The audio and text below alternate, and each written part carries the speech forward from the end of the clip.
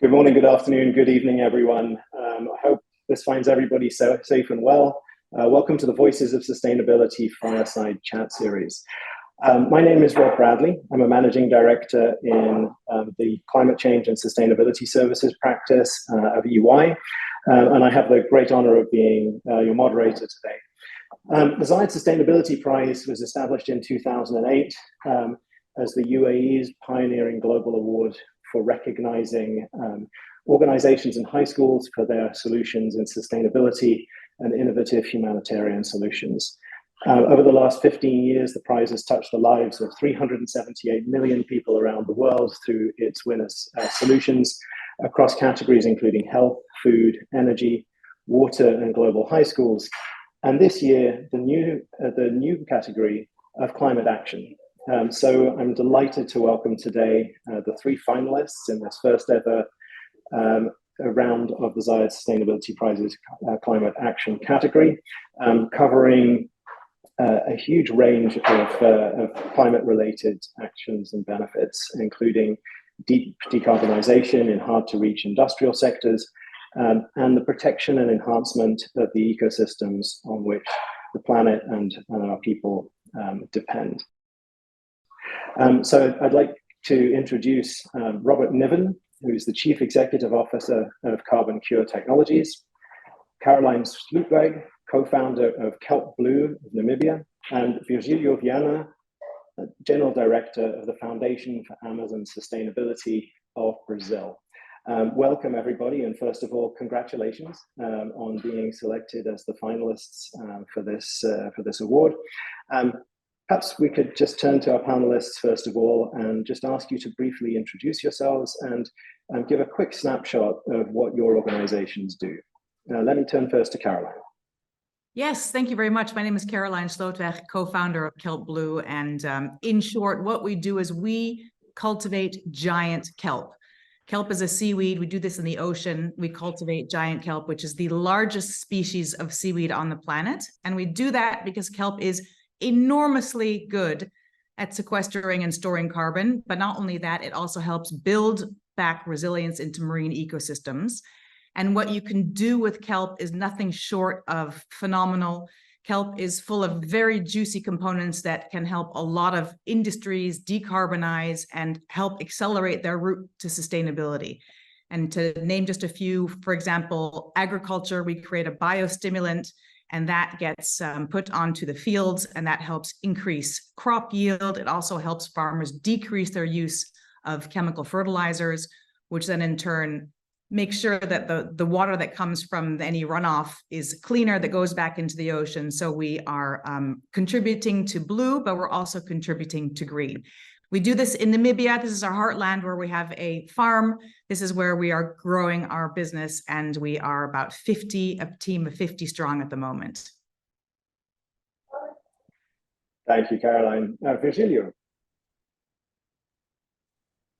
Hello, everybody. My name is Virgilio Viana. I'm the founder and the CEO of FAS, Foundation for Amazon Sustainability. We're the largest civil society organization based in the Amazon. We have about 140 staff, and we are 15 years old.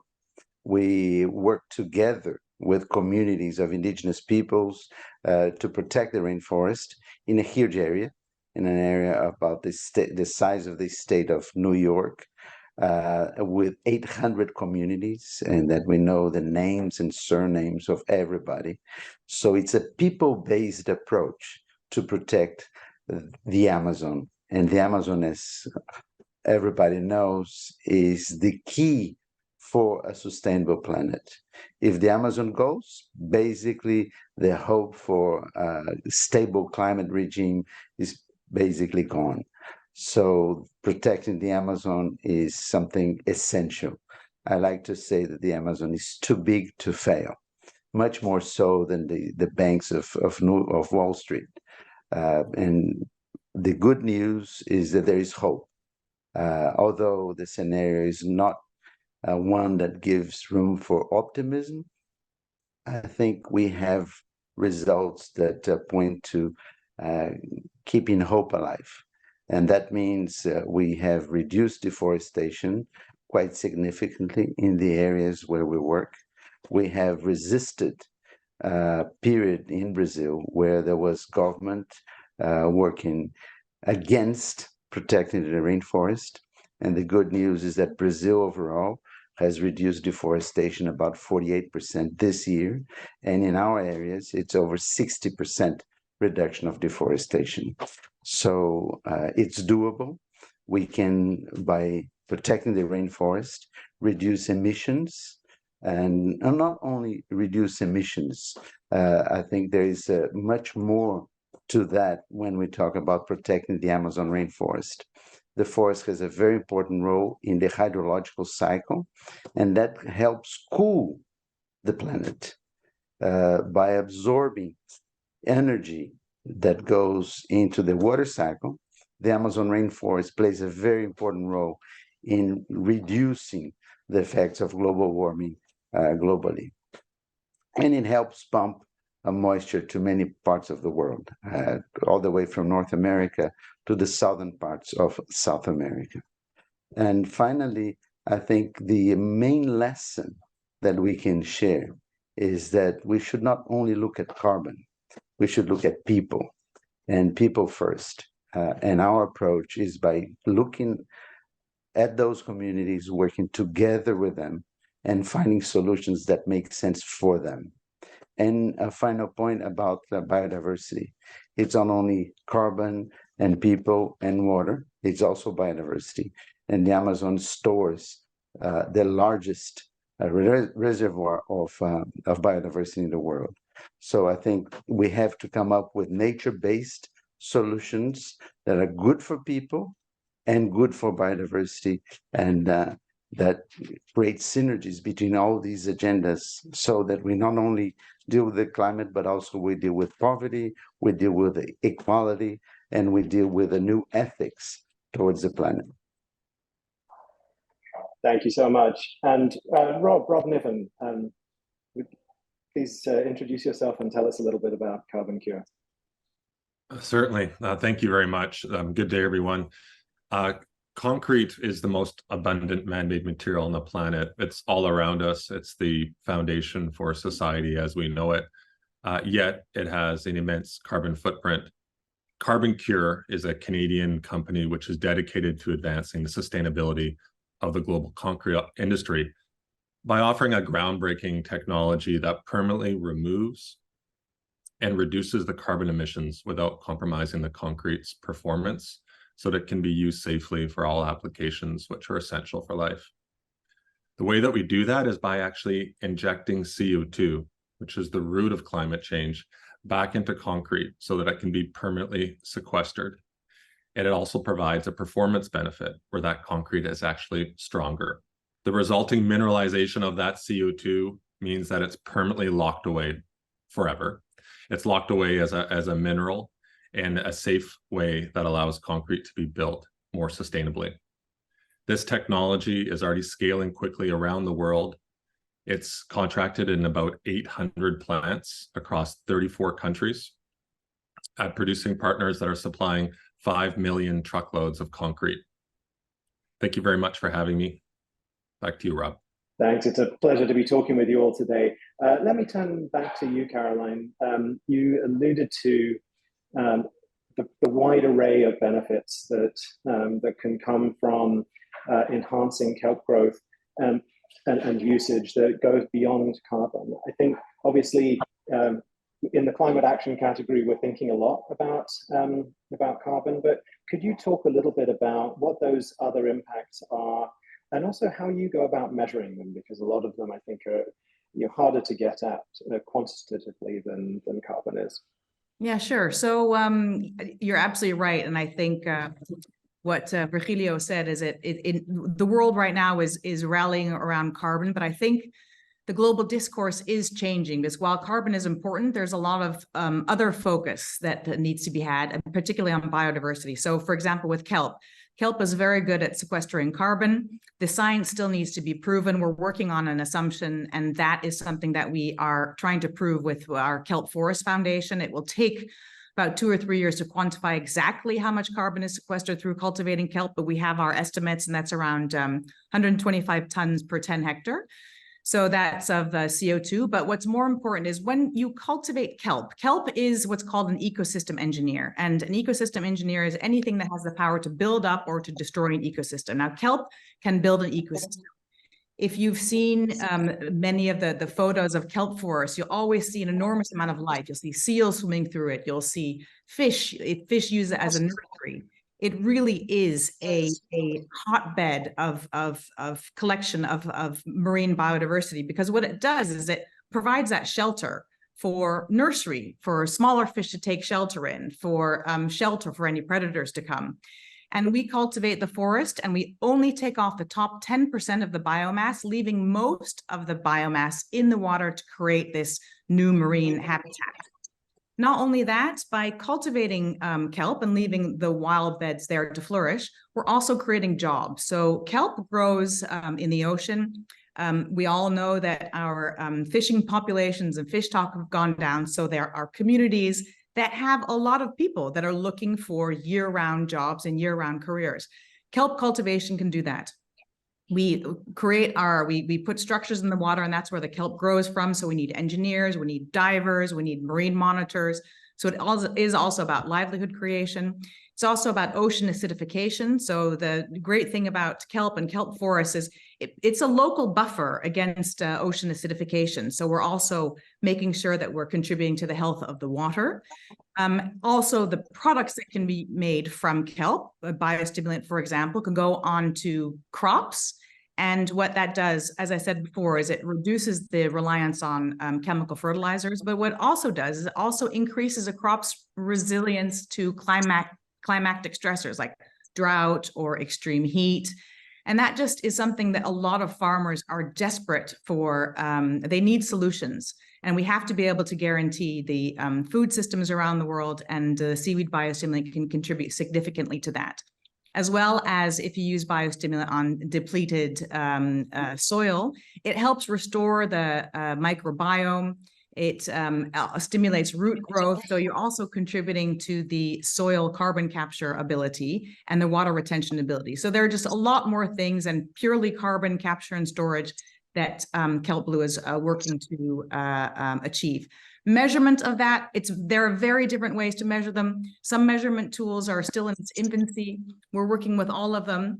We want to hand on heart be able to stand by the facts and the claims. So we invest a lot in measurement, and that is all done through our foundation. So everything is completely open and transparent and is peer reviewed. So not only we will benefit from it, but the world at large can benefit from it as well. Thank you very much. Virgilia, let me turn to you. You have described the very sort of holistic way that you engage in preserving the Amazon, and one of the critically important things about engaging in such an important ecosystem is, of course, the fact that people already live in it and they depend on it. And I'd love to hear a little bit more about how do you engage, particularly the indigenous communities that you referred to, in ways that help make sure that they have a voice, that their interests and livelihoods are promoted, while at the same time driving the conservation that you're aiming at. Oh, thank you, Rob. Let me first dialogue with a statement made by Caroline that I think is very important. The science behind all what we do. It's very well established in the scientific literature that the Amazon is near a tipping point. That's a point of ecological collapse, where functions of the ecosystem are damaged in such a way that they create a sort of a snowball effect, and that is described as a tipping point. So there's this urgency for action in terms of stopping deforestation right now. Where we are, we're about 19% deforestation, and the estimate is that around 20% we are near this point of ecological collapse. So that's just to stress the scientific part of the issue that we have ahead of us. Your question about the holistic approach, this has become, I think, one of the key lessons learned from our experience, which, as I mentioned, is now 15 years old. That we have to engage local communities in this challenge of protecting the rainforest. The Amazon is much more than lots of plants and animals and carbon and water. It's people. We have over 300 indigenous groups that speak over 60 languages, and they are the best guardians of the rainforest. And we have to engage them in an agenda that makes sense for them and for the outside world. And for that to happen, we have to follow a participatory process of decision-making. And that means that each community has its own priority. And on the basis of this participatory approach, we identify what's the priority for each community. And then we match that with the funding that we're able to mobilize to deliver concrete results. We are very concrete oriented, not in the sense of Rob Niven making concrete, but in terms of having practical actions on the ground. So I think that's one of the key messages. And for that, we have to empower individuals, leaders. And it's very, very important to have leaders that are able to express the views and the values and the cultures that they represent from their communities, and in such a way that we can take that on board in a very ethical way. It's not us preaching to them what they should do. Rather, it's us working together with them to come up with an agenda that makes sense for us all. And the second part of the lessons learned is that we have to monitor this together with them as well. We will make mistakes. They make mistakes. Everybody makes mistakes, but it's important to have a process of continuous learning. And that reinforces leadership, local leadership. And that bottom-up approach, I think, is something that not only is valid for the Amazon, but I'm sure that all other tropical rainforest landscapes of Africa and Southeast Asia, where we have had collaboration with them, makes sense. So I think the model, the social technology that has been developed in the Amazon is applicable to other parts of the world that have similar situations with rainforests and indigenous peoples. And finally, for that to happen, to have this holistic approach, because we work with everything from breastfeeding to solar energy to internet to bioeconomy, all the 17 sustainable development goals of the UN. For that to happen, we have to rely on an ecosystem of partners. So we have 325 partner organizations that bring expertise to us. For example, in terms of solar energy, we don't have an engineer specialized in solar energy, but we work with partners that do have that expertise. We don't have a medical doctor, but we have a health program that works together with the School of Medicine of the State University of Amazonas, and that brings us the expertise on health, and likewise with education and many other components of our work. So that's another lesson learned that I think is very important, to work with an ecosystem of organizations that can bring together expertise, financial resources, and also non-financial resources that oftentimes makes a huge difference.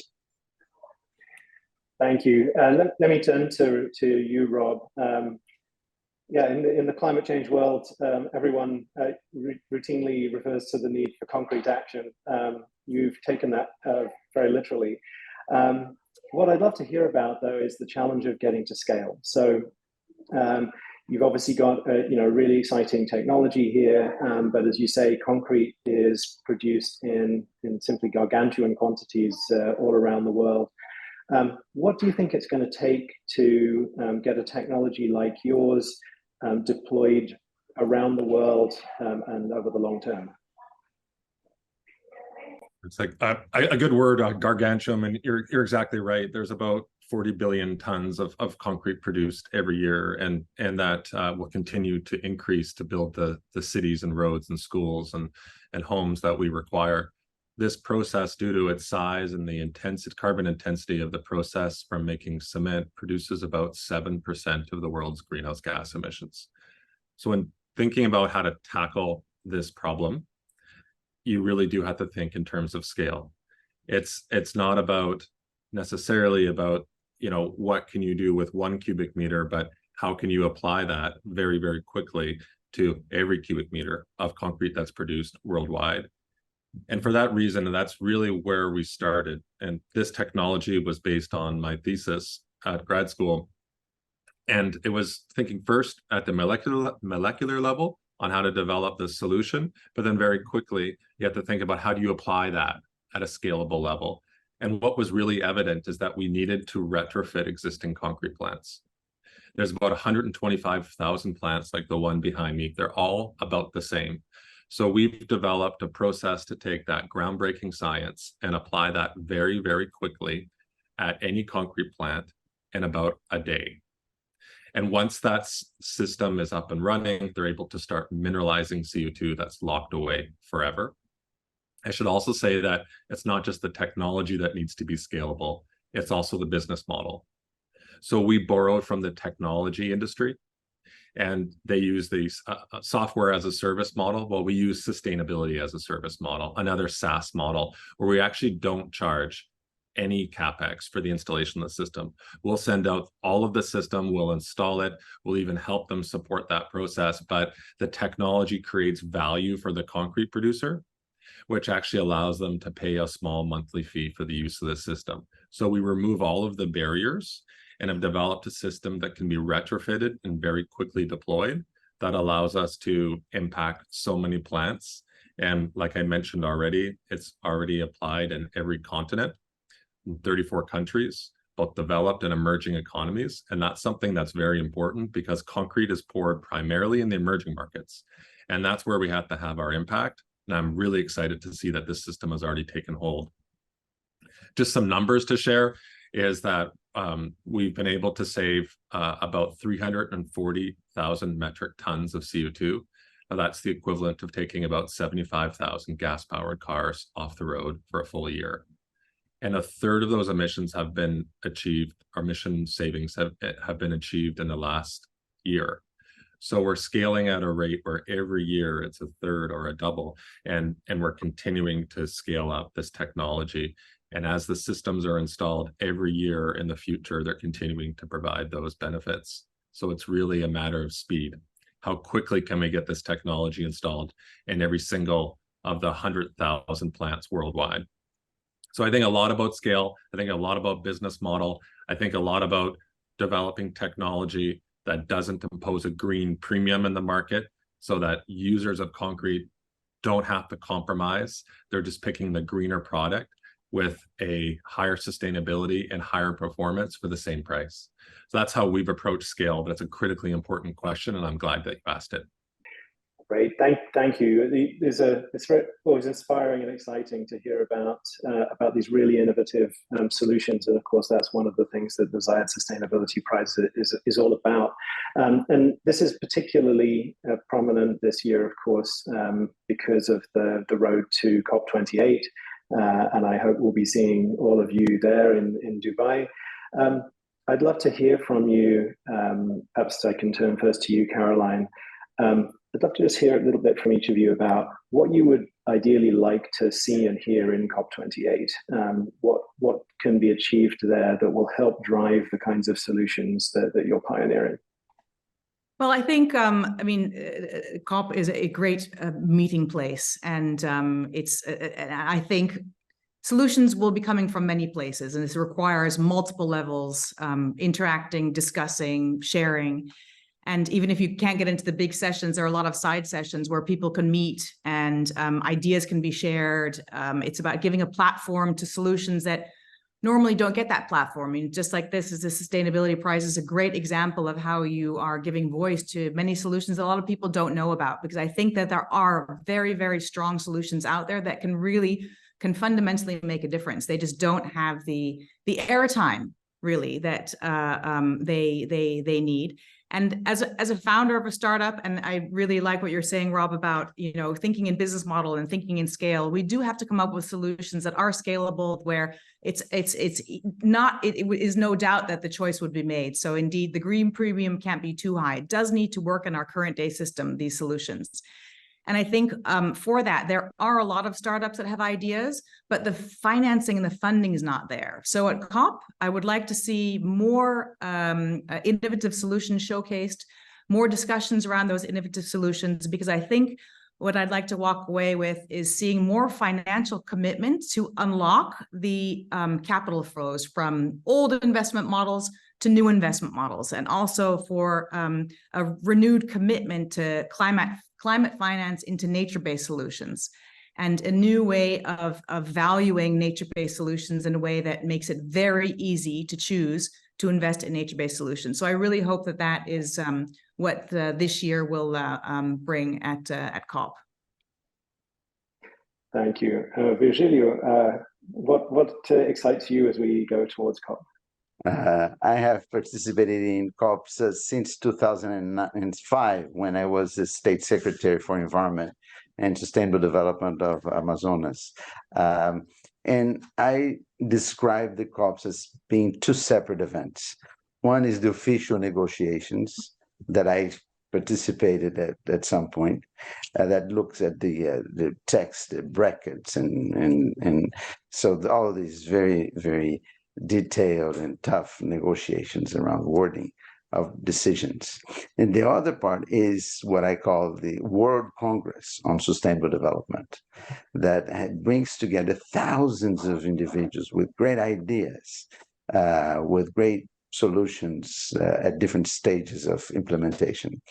And what I expect from the upcoming COP28 is a sense of emergency. I just participated in the Climate Week meetings in New York, and I think Secretary General Guterres summarized it very well. We are no longer in a global warming scenario. We're in a global boiling scenario. Jim Henson, the NASA scientist, also participated in a meeting that I was also a discussant. And he is summarized as follows: 1.5 is long dead as a target. 2 degrees is unlikely. And we're moving towards 4.8, which is a scenario that is hard to describe. So that sense of emergency, in my view, should drive a coalition of the willing, and not waiting for the decisions of the United Nations UNFCCC. It should bring together a collision of business, that lots of business, and that's part of the good news, lots of business are sort of waking up more and more. Every year we sense more engagement of the business community, together with civil society organizations, and have the creativity, the innovation, and the support of leaders. And I think in that regard, Zayed initiative is a very promising one, because it gives light and brings attention to initiatives that can be scaled up. So I think what we hope for is that this coalition of the willing bring together more finance. We have fantastic liquidity in the world. If we look only at the 2,000 richest individuals in the world, they have over $8 trillion of net wealth. So it doesn't make sense to have all these assets not being mobilized to an emergency. And I think more and more communication is getting across. People are becoming aware of this emergency, and also aware that there are solutions. And speaking about the Amazon, I think there's no better alternative in the whole world than taking care of tropical rainforests. Tropical rainforests not only store a huge amount of carbon, they also have a very important role in the hydrological cycle, biodiversity, and social issues as well. And not only protecting existing forests, but also restoration. So we have also work in restoring forests that have been degraded for a number of reasons. And that, I think, in the same landscape, we can stop deforestation and restore forests in a way that also generates social inclusion. And I think this kind of agenda is one that I think should mobilize more, much more. We're looking into something that should mobilize tens of billions of dollars a year, not small projects. So I think the work that is being done by an institution like ours is sort of an example that can be amplified and multiplied. That's what I hope for the upcoming COP. Thank you. And Rob, what are you hoping to see in Dubai?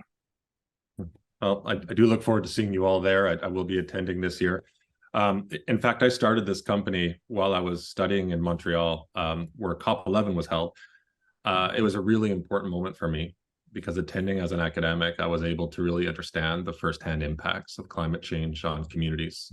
And at that time, I was thinking more about the science and less about people and how climate change could be addressed with this technology. So it really lit a fire with me. And it continues to burn as I try to drive this company's growth and help lessen the impact of climate change through my research, which has then resulted in Carbon Cure. We'll also say that at a COP, I also met my wife. So I would say it's been very important for me at COP for my journey and how I've been working in this space. I've also attended quite a few COPs, but I haven't been for a few years now. And one of the key areas that I'll be looking for is around the topic of government procurement. Now, COP is wonderful at convening groups, and in this case, convening governments that are willing to use their procurement power to drive sustainability and innovation. And governments are the single largest buyer of concrete. They purchase around 40% of concrete. So as the single largest buyer, if they are able to impose requirements for more sustainable products, that creates the market signals for our customers and our industry to respond by adopting technologies like ours and to prioritize decarbonization. Without these kinds of signals, our industry is one that is operating on razor-thin margins and doesn't have the benefit of some other industries to invest in a lot of unproven or maybe new technologies. So I think this is a really important measure, and groups like the First Movers Coalition are doing really good work on driving procurement as an important climate change strategy. So that's where I'll be spending most of my time at COP. Thank you very much, and thank you all. It's an exciting time as we lead up to COP, and I hope we'll be seeing the kinds of messages and the kinds of outcomes that you've just been describing. We're about to wrap up the session, but just very briefly, I wanted to ask each of you. The UAE has named 2023 their Year of Sustainability. This is obviously a huge focus, although of course it's a lasting focus through initiatives like the Zayed Sustainability Prize. Just wonder if just in a sentence or two, each of you could say, what sustainability means for you and how you think we can best think about sustainability. Caroline? Oh, it was one word, but my word was actually sustainability, and the future of sustainability is blue. And that's because the oceans also do not get the amount of attention that they need. When you look at how much an ocean contributes to the health of the planet, if we do not have a healthy ocean, we don't have a healthy planet. So I really do hope the future sustainability will become a little bit more blue. Thank you. Virgilio? Hope.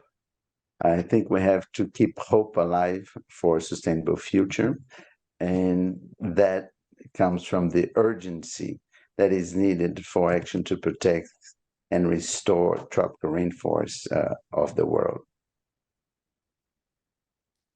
Thank you. And Rob? My word would be today. This is the decade of action and deployment. Sustainability isn't a future state, it's our current mandate and sustainability is possible today. So let's start deploying solutions and partnering together to be able to achieve these climate change targets. Thank you so much. Well, it's inspiring to hear all of your stories. I'm very much looking forward to seeing and hearing more in Dubai as we go to COP28. Thank you very much, everybody, both for your time today, but also for your leadership and innovation as you've been driving such important solutions around the world. For those listening, thank you very much for joining us. I'm sure you'll join me in thanking Robert Niven, Caroline Schlutwig, and Virgilio Viana for their insights and for all of their work. If you want to watch the entire session, you can find it on the Zayed Sustainability Prizes YouTube channel. Thanks very much, everybody, for joining us today.